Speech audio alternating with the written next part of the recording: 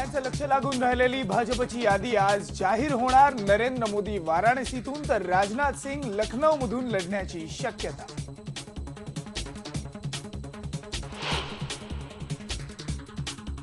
कर्नाटकमध्ये श्रीरामुलूंच्या भाजप प्रवेशावरून पक्षांतर्गत मतभेद चव्हाट्यावर। आपल्या तीव्र विरोधानंतर सुद्धा प्रवेश दिल्याचा सुषमा स्वराज यांचा आरोप।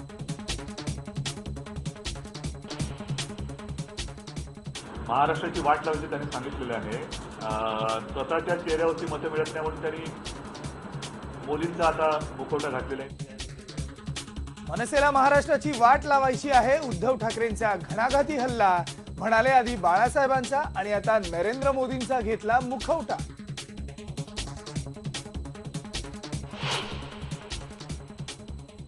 मनसेची लोकसभेसाठी दुसरी यादी जाहीर। अभिजित पानसेंना ठाण्यातून तर सुरेश म्हात्रे यांना भिवंडीतून उमेदवारी।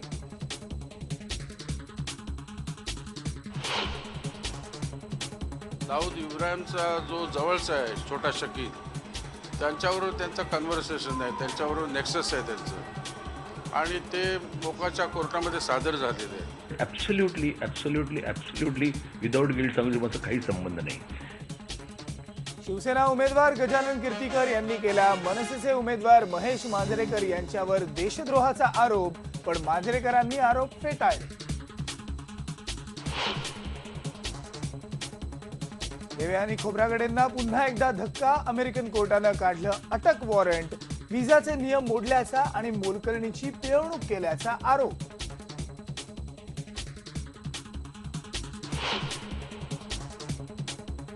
गारपिटीच्या तडाख्यात सापडलेल्या शेतकऱ्यासमोर कर्जफेडीचं मोठं संकट। 31 मार्च पर्यंत कर्जफेड करण्यासाठी बँकांचा तगादा।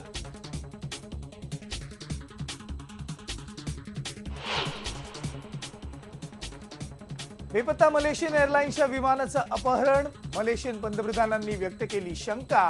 अपहरणकर्त्यांनी बंद केली संपर्क यंत्रणा।